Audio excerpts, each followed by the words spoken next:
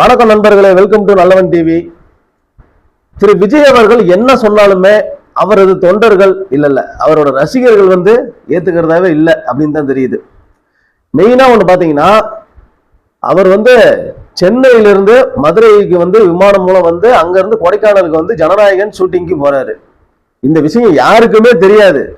ஆனா திரு விஜய் அவர்களே பேட்டியில, நான் ஜனநாயகன் பட ஷூட்டிங்க்கு கொடைக்கானலுக்கு போறேன், மதுரை விமான நிலையத்துல அங்க நிலவரம் எப்படி இருக்குன்னு தெரியாது, அதனால இந்த தொண்டர்கள் யாருமே என்னை ஃபாலோ பண்ணிக்கிட்டு கார்ல பின்தொடர்ந்து பைக்ல பின்தொடர்ந்து ஹெல்மெட் போடாம அப்படிலாம் வராதிங்க, ஒரே பதற்றமா இருக்குது அதை நினைச்சா அப்படின்னு சொல்லி சென்னை விமான நிலையத்துல அவரே பேட்டி கொடுக்குறாரு.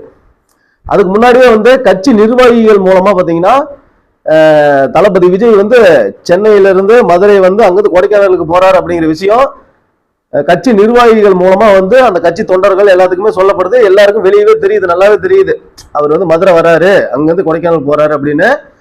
விஜயே அவர் சொல்றாரு பேட்டியில, யாரும் என்ன ஃபாலோ பண்ணாதீங்க, நான் படப்பிடிப்புக்காக கொடைக்கானலுக்கு போறேன், என்ன பின்தொடர்ந்து வராதிங்க அப்படின்னு. நீங்க சொல்லாம இருந்தீங்கன்னா யார் வரப்போறா?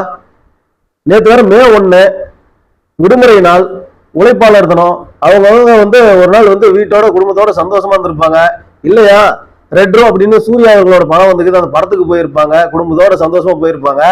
நீங்க தன் ரசிகர்களை எப்படியாவது வர வைக்கணும் அப்படின்னு இதை வாண்டடா சொன்ன மாதிரி தான் இருக்குது.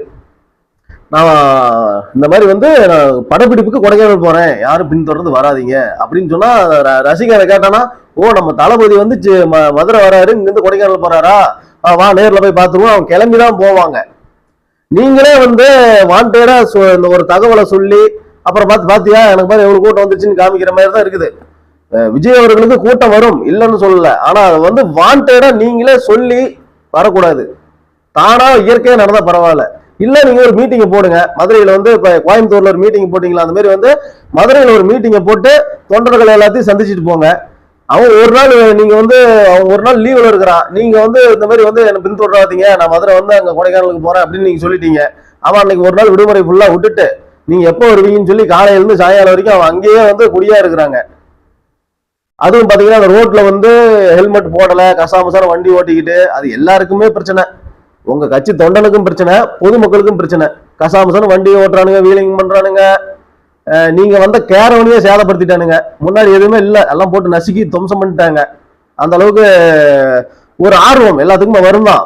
இந்த மாதிரி நமக்கு பிடிச்ச ஒரு நடிகர் வராரு, நமக்கு பிடிச்ச ஒரு தலைவர் வராரு, அதை பார்க்கணுமே அப்படின்னு ஒரு ஆர்வ கோளாறுல இருக்கிறாங்க. ஆனா இன்னும் உங்க கட்சி தொண்டர்கள் எல்லாமே தாவேக்கா தொண்டர்களா இல்லாம விஜய் ரசிகர்களா, ஒரு விசில் அடிச்சா குஞ்சிகளா தான் இருக்கிறாங்க. ஏன்னா ஒரு பொது வெளியில எப்படி இருக்கணும், ஒரு படம் ரிலீஸ் ஆனா எப்படி ஒரு ஆர்ப்பாட்டம் பண்ணி கொண்டாட்டம் பண்ணி சுத்திட்டு இருப்பாங்களோ அந்த மாதிரி தான் அந்த மனநிலையில தான் இருக்கிறாங்க. இன்னும் சினிமா விட்டு அந்த ரசிகர்கள் வெளியே வரல. ஒரு தொண்டர்களா அப்படின்னா பாத்தீங்கன்னா வச்சுக்கோங்களேன், ஒரு தலைவர் சொன்னா அதை கேட்டு அதுக்கேற்ற மாதிரி இருப்பாங்க. விஜய் அறிக்கையே விட்டாரு. இப்ப கோயம்புத்தூர்ல சம்பவங்கள் நடந்துச்சுல்ல, மரத்துல தாவனது, கார் முன்னாடி பைக் ஓட்டிட்டு போய் கீழே போட்டு விழுந்து சேதானது, நிறைய பேர் காயம் இருக்குது. விமான நிலையத்தை அந்த பப்ளிக் பொது சொத்தை சேதப்படுத்தினது, நிறைய எக்கச்சக்கமான இதெல்லாம் அவரும் பார்த்திருக்காரு. ஆனா அந்த விஷயத்தையே கூட கோயம்புத்தூர்ல அவர் இது பேசினார்ல, மேடையில பேசும்போது சொல்லல. அவர் ஒரு 2 நிமிஷம் வேற எதையோ பேசிட்டு போயிட்டாரு.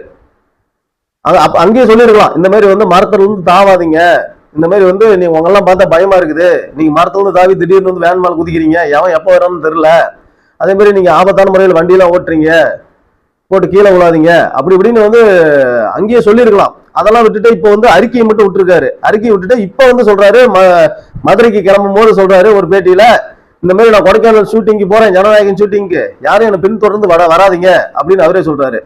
இப்ப என்ன பண்ணுவாங்க, மதுரையில அவரோட ரசிகர்கள் கட்சி தொண்டர்கள் மதுரைக்கு போயிடுவாங்க. அங்க அவர் விமான நிலையத்துல பார்த்து, ஆனா நேற்று வரவேற்பு கொடுக்குற அப்படிங்கிற பேர்ல நல்லா ஃபுல்லா கோஷம் போட்டு அது இதுன்னு பண்ணி அங்க ஒரு கிரௌடு உண்டு பண்ணாங்க.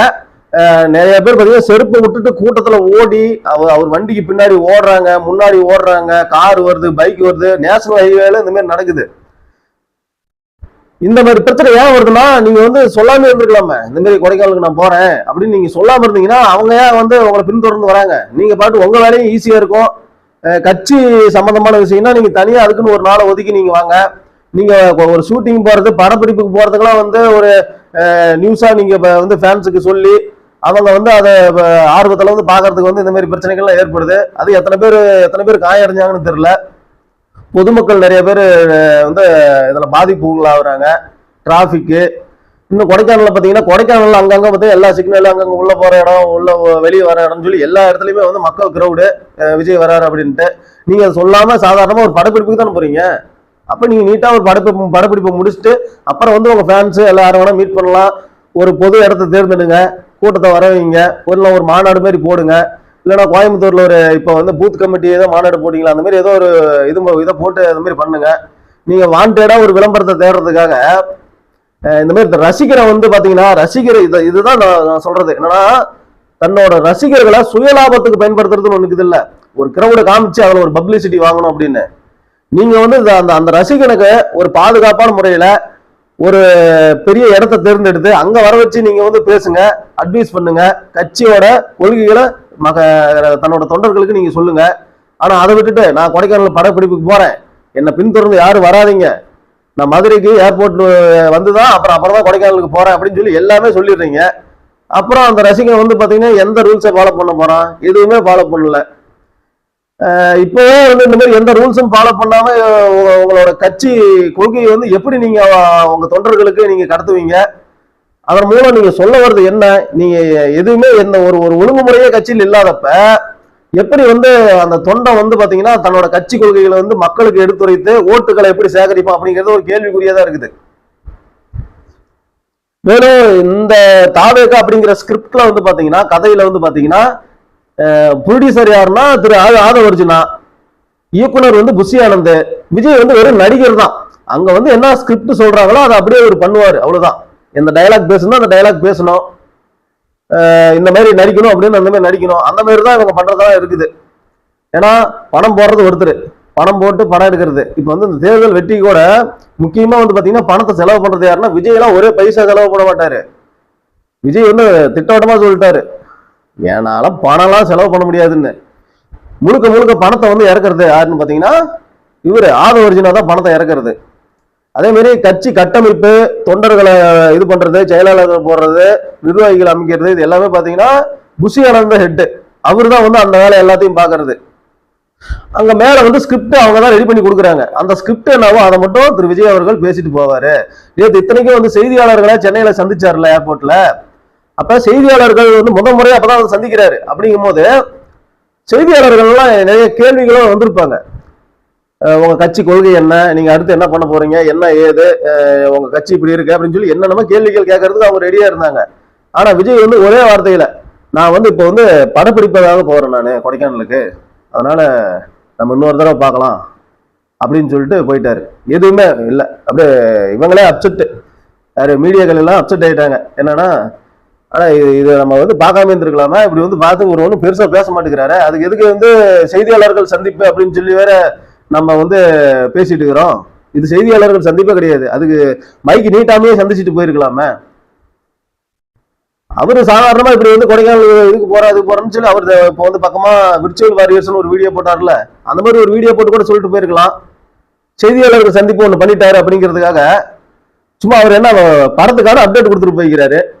கொடைக்கானல் வந்து ஷூட்டிங் பண்றோம், ஜனநாயகன் படம் ஷூட்டிங் வந்து கொடைக்கானல் நடக்குது, அதுக்காக தான் படம் போறேன் அப்படிம்பாரு அப்படின்னு சொல்லிட்டு போய்கிறாரு. இப்ப அவரை பார்க்கணும் அப்படிங்கிறது அவன் நேற்று லீவ்ல சந்தோஷமாகறவங்களாம் எல்லாமே கிளம்பி விஜய் வராருன்னு சொல்லிட்டு எல்லாம் கூட்டமா கூட்டிட்டாங்க.